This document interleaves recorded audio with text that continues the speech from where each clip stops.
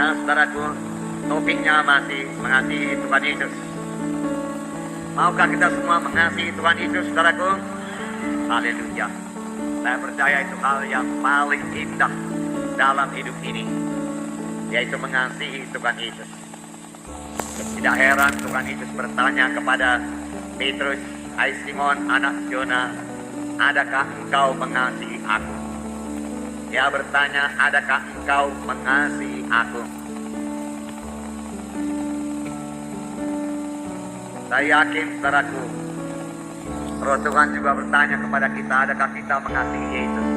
Amin, saudaraku. Biarlah kita menjawabnya masing-masing kepada Tuhan Yesus sendiri, karena masing-masing kita punya persekutuan dengan Tuhan Yesus. Tuhan Yesus berkata bahwasanya mengasihi Dia, mengasihi Allah adalah hukum yang terutama dan yang terbesar. Orang ahli Taurat bertanya kepada Tuhan Yesus, hukum manakah yang terutama? Tuhan Yesus berkata, yang terutama yaitu kasihilah Tuhan Allahmu dengan segenap rohmu, dengan segenap jiwamu, dan dengan segenap kekuatanmu. Dengan segenap roh, jiwa, dan tubuh kita perlu mengasihi Tuhan Yesus. Dan hukum yang kedua yaitu mengasihi sesama manusia seperti diri kita sendiri. Dalam kedua hukum ini tercakup semua hukum dan kitab nabi-nabi. Saudaraku, kalau Tuhan bertanya kepada kita ini, saudara, adakah engkau mengasihi aku? Barangkali, saudaraku, dengan mudah saja kita menjawab, aku mengasihi engkau, Tuhan Yesus. Barangkali menurut pendapat kita dengan jujur juga kita mengatakan demikian, aku mengasihi engkau, Tuhan Yesus. Aku memang mengasihi engkau.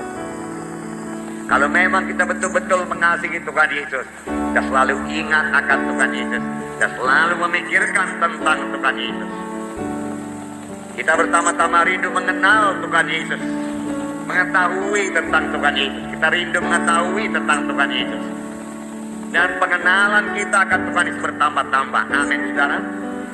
Selalu ingat Tuhan Yesus, saudara. Banyak anak Tuhan tidak memikirkan tentang Yesus, walau dia ke gereja yang hidup ini, saudara, penuh dengan Roh Kudus, dan dia bisa berdoa dalam bahasa roh yang baik kepada Tuhan, tetapi dia tidak mengingat Yesus, tidak memikirkan Yesus. Barangkali bertanya, kalau begitu apa yang dia pikirkan? Dia pikirkan dirinya sendiri. Dia pikirkan berkat apalah yang bisa diterima dari Yesus pada hari ini. Sebaliknya dari memikirkan Tuhan Yesusnya, dia pikirkan berkat-berkat dari Tuhan Yesus. Apa yang bisa dia terima dari Tuhan Yesus?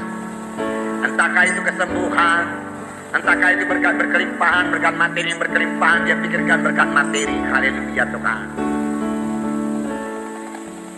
Dan yang lebih rohani aku memikirkan karunia-karuniamu Tuhan. Aku rindu akan karunia-karuniamu Tuhan. Itu yang kurindukan Tuhan. Saudaraku, dapat Tuhan Yesus, dapat semuanya. Tuhan Yesuslah yang paling perlu kita kasihi. Saudaraku, Paulus berkata dalam Filipi pasal 3 ayat 10-11. Apakah kata Paulus? Apakah Paulus minta lagi urapan? Tidak, saudaraku. Filipi pasal 3 ayat 10 dan 11. Yang ku kehendaki ialah mengenal Dia dan kuasa kebangkitannya dan persekutuan dalam penderitaannya. Heran juga, dan persekutuan dalam berkatnya.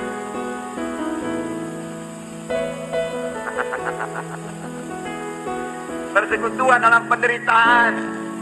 Beri aku juga penderitaan Tuhan. Penderitaan itu banyak gunanya.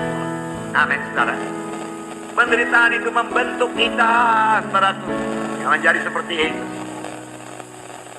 Penderitaan itu membangkitkan doa kita kepada Tuhan sungguh-sungguh. Jadi Paulus berkata, beri aku mendapat bahagia dalam penderitaannya, di mana aku menjadi serupa dengan Dia. Saudara, kalau Yesus, saudaraku, mengangkat salib, kita pun harus mengangkat salib kalau kita mau seperti Yesus. Amin, saudara. Tidak mungkin jadi orang Kristen gak ada salib. Enggak mungkin. Harus ada salib. Apakah itu salib? Kalau kehendak ini. bukan kehendakku, supaya kehendakmu jadi Tuhan. Kalau kehendak daging ini mau apa? Mau senang-senang terus, senang-senang. Nah, saudara yang kasih dalam nama Yesus, untuk ini memang perlu menyangkal diri. Tubuh lemah, roh berkehendak, tapi tubuh lemah. Dan firman Tuhan berkata dalam Matius 16 ayat 24. Sudah saudara baca ini selalu.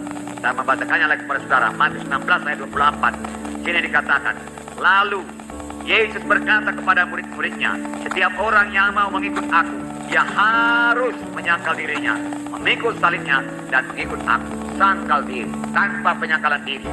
Mau kesenangan daging ini dituruti, maut. Karena kehendak daging yaitu maut, firman Tuhan berkata. Sangkal diri, amin saudaraku. Kalau diikuti kesenangan daging ini, maut. Maut.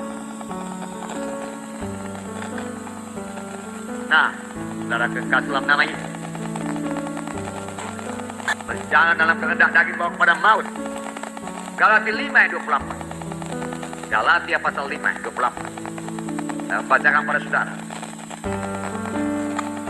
5:24. Barang siapa menjadi milik Kristus Yesus, ia telah menyalibkan daging dengan segala hawa nafsu dan keinginannya. Ia telah menyalibkan kehendak dagingnya, ia telah menyalibkan nafsunya dan keinginannya, menjadi keinginan Roh Kudus, menjadi keinginan Yesus dalam dia. Amin. Itulah dia hidup yang kekal. Nah saudaraku, itulah dia mengasihi Yesus. Saya tidak cukup hanya menyanyikan aku mengasihi engkau Tuhan, aku mengasihi engkau, tetapi saudaraku, tidak mengingat Yesus sama sekali, saudaraku. Tidak benar, saudaraku.